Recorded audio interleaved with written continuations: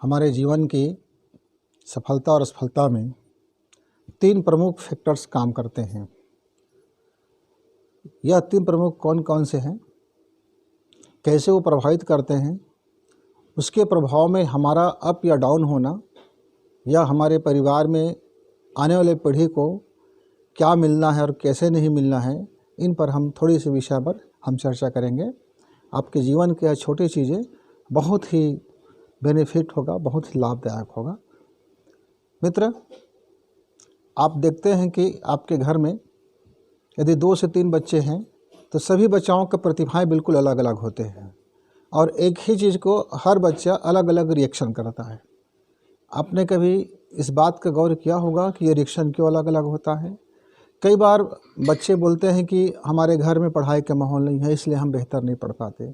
कुछ बच्चे बोलते हैं हमारे घर के लोग हमको सपोर्ट नहीं करते, इसलिए हम ये उद्योग धंधा नहीं कर सकते। कुछ बच्चे बोलते हैं कि हमारे घर वाले बिल्कुल हमारी भावनाओं को नहीं समझते, इसके कारण हमारी जो दिशा है वो अलग हो गया है, उनकी सोच हमारी सोच बिल्कुल अलग हो गया है, इसलिए हमें। तो मित्र, आप इस बात को समझिए, वो बोलना क्या चाह रहा है और आप समझना क्या चाह रहे हैं, इसी को समझना है। या कौन कौन से 3 प्रमुख फैक्टर्स हैं? पहला है डीएनए फैक्टर, यानी माता पिता के द्वारा मिला हुआ आनुवंशिकी गुण। यह आनुवंशिकी गुण मनुष्य को काफ़ी हद तक का उन्हें प्रभावित करते हैं, क्योंकि यह आनुवंशिकी गुण उसके जीन्स में होते हैं, उसके रोम रोम में होते हैं, उसके ब्लड में होते हैं, उसके दिमागी सोच पे होते हैं, उसके जीवन जीने की शैली पे होते हैं। और उनका जब थॉट इस तरह से प्रभावित हो जाता है, जो अनजाने ही प्रभावित होते रहता है, इसका जो समझना है ये बड़ी जटिल प्रक्रिया होती है। दूसरा कौन सा फैक्टर है जो हमारे विकास में, सफलता में या हमारी असफलता में जो जिम्मेदार घटक है, वो है घर का वातावरण। हम जिस घर में रहते हैं, जिस तरह से खाना खाते हैं, जिस तरह से बोलचाल करते हैं, जिस तरह से हम व्यवहार दिखाते हैं, हम जिस तरह से अपने व्यवहार और दूसरे के व्यवहार के बीच में अंतर रखते हैं, जिसको आप छल कपट, छल छिद्र इत्यादि आप बोल सकते हैं या पाखंड बोल सकते हैं, ये सारी चीज़ें बच्चे जो है बचपना से ही उसको एब्सॉर्ब कर लेता है, सोख लेता है, रिसिप्ट कर लेता है, प्राप्त कर लेता है, जीवन में उतार लेता है। वो इन्हीं चीज़ों में लाभ भी देखता है, क्योंकि ये आपके वातावरण में घुल मिल जाते हैं। और तीसरा सबसे बड़ी फैक्टर क्या है जो हमारे इन चीज़ों पर हमारी लाइफ को या तो शानदार कर सकता है या डिस्टर्ब कर सकता है। तीसरा है हमारे घर का, हमारे संगी साथी का और हमारे जो मोहल्ले में रहने वाले लोग हैं, हमारे रिश्तेदार जो लोग होते हैं, इन लोगों का विचार हमको कितना प्रभावित करता है। नकारात्मक विचार से आप घिरे रहेंगे तो आपका जितना भी सकारात्मक एनर्जी है वह धीरे धीरे क्या हो जाएगा, उस नकारात्मकता से लड़ते हो सकता है कि आपका भी विचारधारा वह नकारात्मक में बदल जाए। यदि आप इन पूरे माहौल में, पूरे एटमॉस्फेयर में, पूरे सिस्टम में यदि सकारात्मक विचारधारा के लोग हैं, सृजनात्मक विचारधारा के लोग हैं, एजुकेशन को प्राप्त करने वाले लोग हैं, या अच्छी उनकी जीवन शैली है, तो आपके अंदर यदि कुछ बुराइयां घर भी कर गई हैं, कुछ नकारात्मक चीज़ें बैठ भी गई है, तो उन सकारात्मक माहौल में, उस सकारात्मक वातावरण में वह ऐसे धीरे धीरे वह बदल जाएगा अपने को और फिर वह सृजनशील व्यक्ति हो जाएगा। तो आपको क्या देखना है कि यदि आप बच्चे हैं तो क्या आपको इस तरह से माहौल मिल रहा है, और नहीं मिल रहा है तो हम उस माहौल को कैसे सकारात्मक में, अच्छे में चेंज कर सकते हैं। और यदि आप पिता हैं तो देखिए क्या अपने बच्चों को, अपने कुटुंब को, अपने परिवार को, अपने अड़ोसी पड़ोसी को क्या आप एक अच्छे माहौल दे रहे हैं।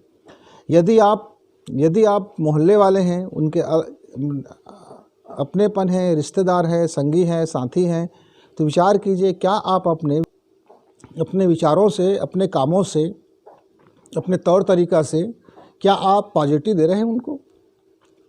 अब आ जाती है सबसे बड़ी मुद्दा डीएनए का।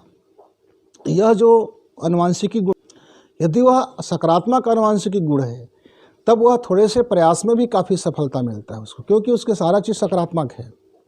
घर का वातावरण सकारात्मक, सोच विचार सकारात्मक, संगी साथी में भी सकारात्मक गुण है। जिस एजुकेशन में जाता है, जिस माहौल में पढ़ाई करता है, वहाँ भी सकारात्मक लोगों से उनकी दोस्ती हो रहा है। तो और यदि उनके डीएनए में ही यदि पॉजिटिव की जगह में नेगेटिव है, यदि उनकी थॉट नेगेटिव बन गया है, वह बचपन से उसमें उस नेगेटिव को ऐसे स्वीकार लिया है कि उसको पता ही नहीं चलता कि मेरी जितने भी सोच है, कि जितने भी गतिविधियां हैं, वो सब नकारात्मक है, सब नीचे आने वाली है, सब नीचे को आने वाली है।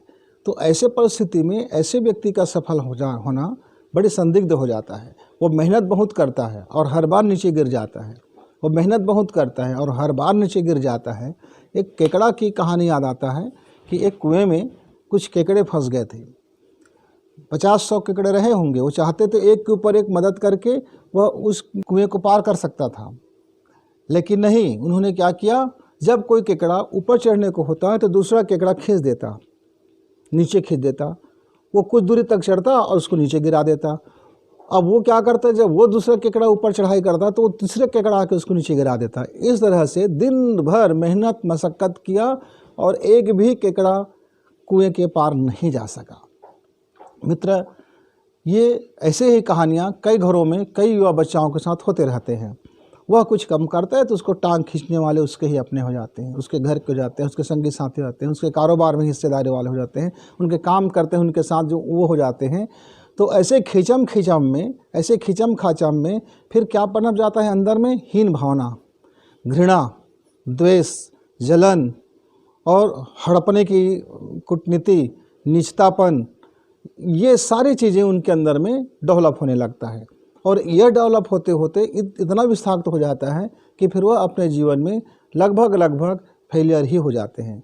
तो मित्र, इनमें से कोई तरह से आप में यदि दिक्कतें हैं, परेशानियां हैं, तो चिंतन कीजिए, मनन कीजिए, एक कागज़ निकालिए और अपने कुछ गुणों को नोट कर लीजिए। क्या आपके अंदर में दूसरे की संपत्ति को हड़पने की नियत बना रहता है? क्या आपके अंदर में जब कोई दूसरा विकास करता है, जब कोई दूसरा समृद्धि को प्राप्त करता है, तो क्या आप उससे द्वेष रखते हैं, जलन करते हैं, आप उससे घृणा करते हैं, आप उनको गालियाँ देते हैं? जब कोई काम आपसे नहीं होता तो क्या आप उस सारे काम का जो नहीं हुआ है, उस असफलता की, उस फेलियरपन को आप किसी के माथे मढ़ देते हैं कि ये इसके कारण फेल हो गया, उसने मुझको फेल कर दिया? क्या आप हमेशा इस फिराक में रहते हैं कि मुझे कहाँ से एक बड़ा संपत्ति मिल जाए, किस तरह से मेरी संपत्ति हो जाए, किस तरह से मुझे एक बड़ी सफलता मिल जाए, शॉर्टकट या भाग्य के भरोसे बैठे रहना? मेरे भाग्य में ही नहीं है भाई, मैं क्या करूं, मुझको ईश्वर ने ऐसा पैदा किया भाई, मैं क्या करूं, मेरे साथ भगवान हमेशा पक्षपात करते हैं भाई, मैं क्या करूं? मतलब आप ब्लेम लगाने के यदि आप में स्वभाव है तो आप इसको बदल डालिए। यदि आप में नकारात्मक सोच की स्वभाव है तो आप इसको आज ही बदल डालिए। आपको बड़े नुकसान देने वाले हैं, जरा चिंतन करना, मनन करना। हम अपने डीएनए को भी धीरे धीरे माहौल के द्वारा हम चेंज कर सकते हैं। लगातार स्वाध्याय करना।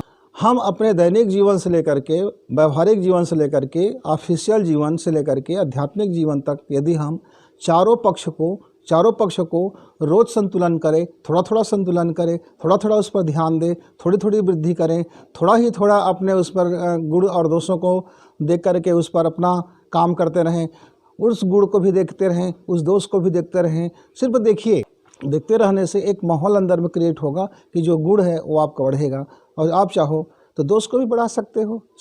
चाहना आपको है, सोचना आपको है, दृष्टिकोण आपका है, विचार आपका है, थिंकिंग आपका है, थॉट आपका है, लाइफ आपका है, जीवन शैली आपका है। आपको कौन सी जीवन शैली, किस तरह से जीवन आपको पसंद है, उसके हिसाब से आप अपनी सफलता का मार्ग चयन कर सकते हैं। नमस्कार मित्र। इस वीडियो को लाइक करें, सब्सक्राइब करें, शेयर करें, बेल की घंटी दबाएं।